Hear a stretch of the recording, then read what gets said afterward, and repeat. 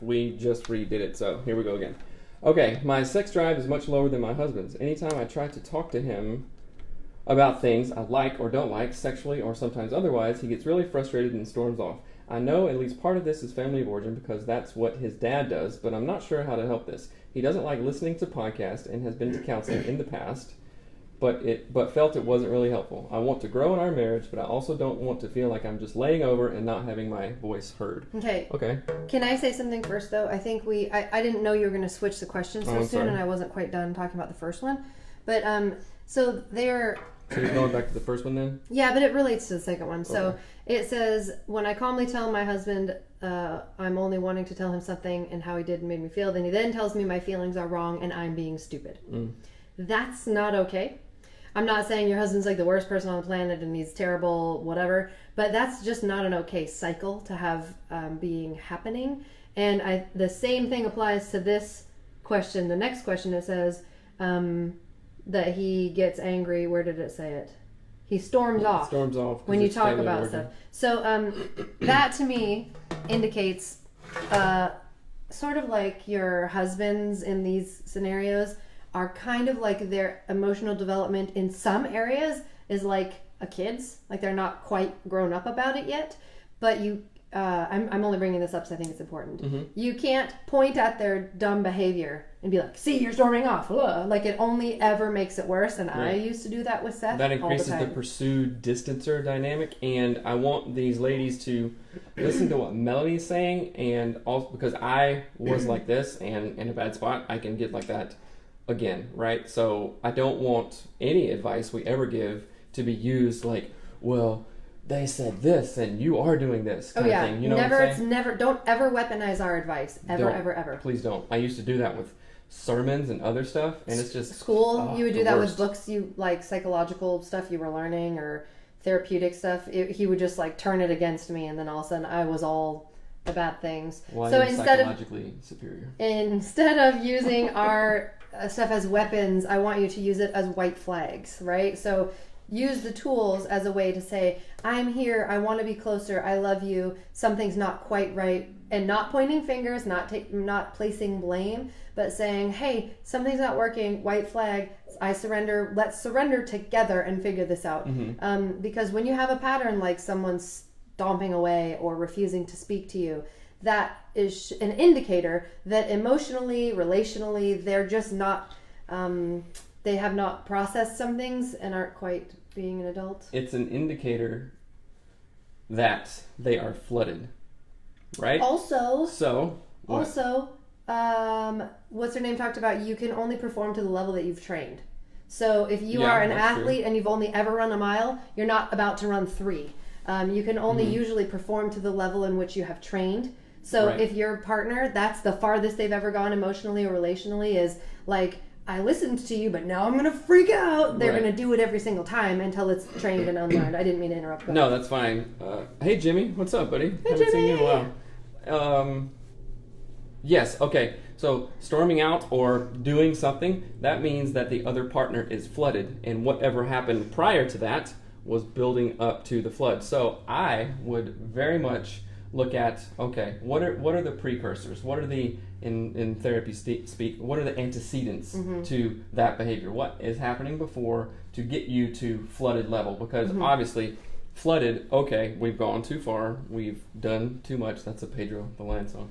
Anyway, you want to look at this stuff before. So I'm not going to blame myself for the times when I like got flooded and just like, this is too much, because it's like fight or flight or freeze or I don't know the third one. I should know the fourth one. But okay, think about that. Know that that's a pattern, and then also you could even say, hey, I have really something to talk about, but I don't want to get flooded. I don't want this to be an argument. Can you tell me when you feel yourself getting flooded, husband? You know, like when is it too much? And I swear to God, I will ease off and give you a minute, but it is something important. Just like paying the mortgage is important, just like taking care of our kids and giving them food is important. This is as important. So we're going to talk about it, but I'm going to be very attuned to you, Yeah. and I want you to tell me what's going Well, on. and you can also use the AOM Fight Map. It's on anatomyofmarriage.com, and it's a thing that essentially has boundaries around how you fight. When I say fight, we don't. Yeah, it's fight, flight, freeze, hide under a rock. Right. So if you think about having, I created the AOM Fight Map from our experiences of when we fight, because I needed to be knowledgeable enough about Seth's triggers. He needed to be knowledgeable enough about mine. And essentially all it is, he said, is that a fight club? Yeah, it's a fight club, Paul. But it's essentially... We don't talk about it. It's essentially a way to know your specific partner's triggers. And if I know that if I say something like, oh yeah, well that's just what your dad does. If I say that to Seth, then it immediately goes from like 0 to 10,000, right? And I need to know at some point that I am weaponizing my knowledge of my husband if I am using that language with him. So the AOM Fight Map is a white flag. Like I said, it's a white flag in the middle. But I'm going to say this. So the question that was, my sex drive is much lower than my husband's anytime I try to talk about it. So the thing is, I'm not sure what you're asking exactly, because it sounds like you're saying my sex drive is lower, but when I talk about it, we start fighting. And it sounds like this is a communication problem. I will address the sex drive part of it, though. My sex drive would be lower, too, if my husband pitched a fit like a baby every time I tried to bring it up. So just maybe share this with your husband. And Oh yeah, that'll help. That won't be flooded. Hey, listen to the podcast. Get flooded at me. Baby. Get mad at me. But I think there's something to be said there. Like, you have to, and this goes for all relationships, all intimate relationships, you have to be appealing to the person that you want to have sex with. Does that make sense? Like, if you never brush your teeth and you have all the butt sweat all day long and you don't care how you speak to me, of course I'm not going to have a high sex drive for you. Right. Ooh. Right? And there's something to think about in that statement of our sex drive is related to the road we're on. Oh, I like that. Like, if the road is crappy and you don't even want to drive down it because you know it's a dead end anyway, yeah, just turn around and go somewhere else. But that doesn't mean sex drive in general and all of your personness is low. And so I want to rethink it and sort of have that conversation. But it really does seem like this is a communication issue and not a sex drive issue. Yeah. So use the clearing structure, though. And remember the white flag concept. You're not pointing out your husband's problems. You're not, weaponizing your knowledge. You're using a white flag to say, hey, this is something that I think would, if we could solve this, it would draw us closer. How can we get there? Remember what Dr. Corey Allen says? Do you remember? You No. always say it wrong. The way you do sex is the way you do life. Right. Hashtag Dr. Corey is awesome. That's right. Okay, Sexy Marriage Radio. Go check it out. It's a great podcast. Yes. All right. Thank you so much for... Is this a question? Yes. Okay, thank you so much for bringing up the topic of porn and looking at other women. Me and my husband are literally fighting through this same thing, and I'm so grateful to hear you say it's not okay. We are currently looking for counseling. I think we need it for several reasons. Our communication needs work. My husband is very... Keep reading. Keep reading. Oh, sorry. My husband is very quiet and holds a lot in, and then I feel like I'm left to figure it out all on my own. He feels like he's walking on eggshells. Also, I think there's a lot of undealt with stuff in my husband's childhood, and I think he is looking at girls as a way to cope. We also need to work with a marriage and family therapist, because they will be able to take your background information, your family of origin, his family of origin, and kind of formulate a working theory for all of this stuff. Past childhood issues obviously will affect how we relate to one another intimately and physically, and same, and emotionally, that's what I meant, all ways, right? How you learn to communicate in your family of origin, why you're choosing to cope instead of not doing this. She said that my husband holds a lot in. Culturally, males do hold a lot in, and also culturally, women tend to be the emotional barometer of a relationship. We've talked about that before, so I would very much so recommend a licensed marriage and family therapist. Most insurance covers that. Also, you could do some individual work if you're open to that. And let's see. Yeah, I'm glad that we were able to normalize some things like coping, communication, sex drive, all kinds of stuff. Because I think a big part of our show and a big part of how it helps us is to normalize this stuff. Oh, we're not nuts. We're not crazy. We're humans just like everybody else.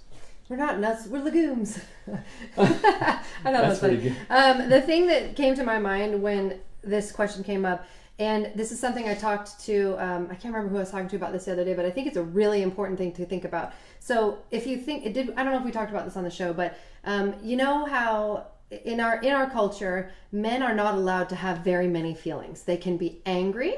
They can't be like thoughtful or sweet. Like it's just not socially normalized for men to have very many emotions. They can be horny and angry. Angry, have sex, or super hard worker driven. Yeah, that's about it. They've got like 3 emotions that they can funnel everything they're feeling through. So one of the reasons when it says at the bottom, I think there's he's looking at girls as a way to cope, because it's the only and I am not excusing that behavior. I don't think that it's okay. But if you think of it from a sort of a social lens of, well, why is my husband doing that? Or why is he looking at porn? Or why does he want to have sex all the time? There is an element of that is the only coping mechanism that society has deemed okay for men to do. They can either do that or be like into fitness and like beat each other up and do MMA, or like dirt bikes or something. You know what I mean? Like there's not very many options for men. And so I just wanted, I don't know, I was trying to think of something manly. I don't know what a dirt bike even is. I'm trying to think of like trucks. I don't know.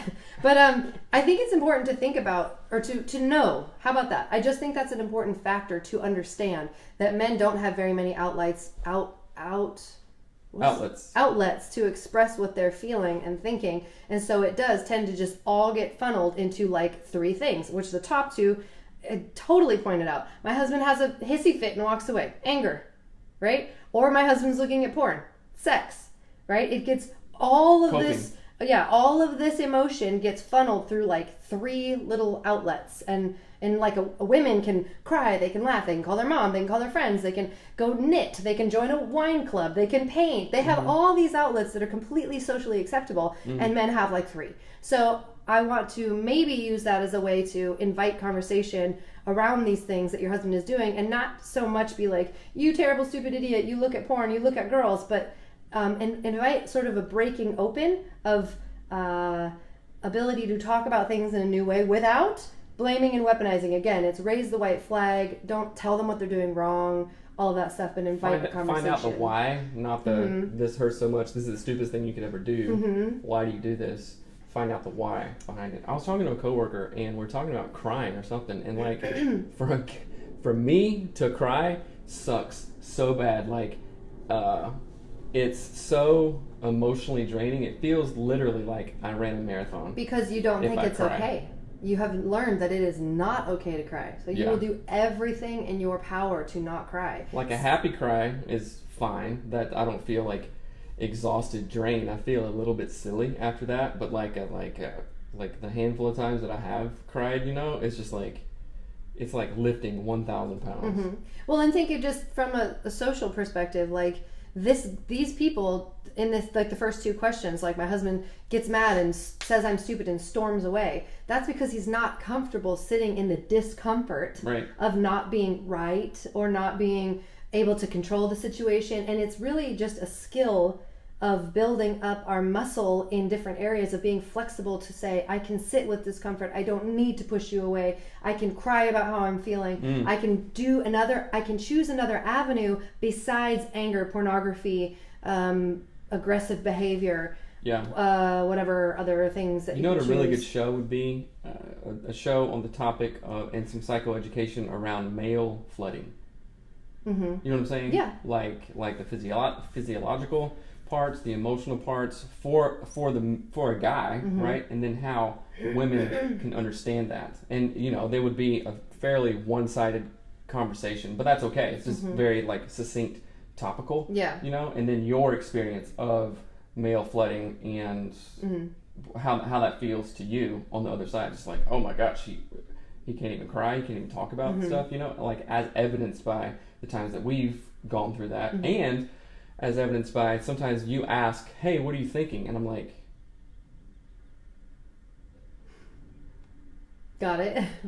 Yes. It's just a thing, and that's where a lot of people have arguments. That's where a lot of women go, what is he doing? Why? What are we even married kind of thing. Yeah, and the other thing too is that people go to addictions like drugs. People smoke cigarettes or drink beer all the time. Alcohol is such an acceptable way. And think of it like I think this just came to me right now. Like, we need to develop and grow emotionally and relationally as we get older. Meaning, like, from the time we're newborns, we are always developing and growing emotionally and relationally. But at some point, it becomes unacceptable socially for boys to cry at things. And I'm not saying boys need to be feminine. Like, I'm not saying that. I think we need to just be ourselves and be strong and have a growth mindset. But at some point, what it's like is it like 5th grade, the boys said, all right, I've done all my emotional and relational developing. I'm just going to shove that kid in a closet. That 5th grade version of my emotional self will be in that closet. And then everything else, I'm going to grow my physical self. I'm going to grow my mental self. I'm going to become a hard worker, become a mechanic, become a lawyer, whatever I'm going to become. But my emotional self is a 5th grader trapped in a locker. And how would that feel if around 5th or 6th grade you were like, okay, Melanie, you don't get to cry. Yeah. You just don't get to, okay? So shut it down. Yeah, well, and then think about this. When you are crying, when there's a situation where you're incredibly stressed out, someone you love dies, there's a really horrible tragedy, you are then bringing out of the locker a 5th grade boy to deal with your emotional That's a great point. stuff. Yeah. So your wife is sitting down with you saying, why can't you talk to me about your emotional blah blah blah and sex drive and I want this and I want that, and she's doing this and this to a 10-year-old boy emotionally and expecting a 35 or 40-year-old man to respond. And then this is really good. Then the shame narrative that comes along with like, okay, like I'm literally a 35-year-old man. I should have all my S together, but I literally feel like a 10-year-old person. And then your spouse, who you hopefully have a good attachment to, who you want your softest place to land, is like berating you and just breaking you down. That 10-year-old kid is going to be like, peace out. Yeah, is going to shut the locker. Right? And then you're going to pursue more. Why don't you talk? Why don't you do this? Why don't you do that? All this stuff. And then that's where the real trouble And think comes. about it like this. If you're thinking of, you have a 40-year-old's anger that you've worked on all the time. And you've got a 40-year-old's ability to check out with alcohol. You have a 40-year-old's brain to drive a car and run away. But you have a 10-year-old's ability to emotionally respond to what's happening. So it's just, I don't know. I think these questions all sort of like brought up the same thing. That's why I lumped them together, because it was like, it feels to me like the husbands in these scenarios are like a 5th grade boy locked in a locker. And there's no shame in that. It's just a reality of it, right? No shame at all. And again, you can't weaponize this. This is like, imagine if this was you. Imagine if society said, oh, you're a girl, you can't do this anymore after the age of 7, so I'm going to lock you in a locker and you'll never develop this skill or this whatever. You would feel horrific, but you also wouldn't know what you were missing. You wouldn't know that your emotional self was 10. You would think your emotional self was 30. Well, think about it in the opposite way. Like, when young girls start going through puberty or something, then you're like, oh, my innocent self is gone. Men are looking at me in a very different way. And then your whole stuff with that. So we could do a show. Well, the opposite, like if you have been abused as a young girl, like that changes. That's the opposite script, where all of a sudden your emotional self is an abused self, and it's totally different, but it's kind of the same in a few ways. But I love talking about this stuff, but I also hate it because as a family therapist, like, I think about these things day in and day out and talk to people in real examples. Hey, sweetheart, hi. You want to say hello? I have a feeling you're say hi. Say hi. Hi. Say hi. Hattie just woke up. Good morning. Say good morning. Good morning. Okay. Yum, yum, yum. Okay. Let's wrap so up, can you go to audibletrial.com/anatomy of marriage? So go to audibletrial/ Anatomy of Marriage. audibletrial.com /Anatomy of Marriage. Yeah. Get your books. They're free. Seriously. We get a kickback from that, and it literally helps us, and we want you to do it. Also, go rate and review the show, because that helps us as well. Remember to send your questions to hello@Anatomy of Marriage, or hit us up on Facebook or Instagram, where we are very active. And good conversation. Love you guys. Yeah, and please share this podcast with your married friends, your friends who are in relationships. the goal of our show at this point is to literally answer any and all marriage and relationship questions, because we see that some people aren't doing that, and we want to provide that safe space. So please share this with your friends, send in your questions about any topic, it doesn't matter what it is, and we are here for you. Please rate and review the podcast on iTunes. It helps new listeners to find the show and spread the word about the show, and we love you all so much. All right. And have an amazing day. Peace out. Bye. Bye. Okay. Ooh, 27 minutes. Good morning. Good morning, Mr. Pig. You're still on the thing. Oh, you're so heavy. I am a little sweaty. All right. Bye, guys. Sweaty.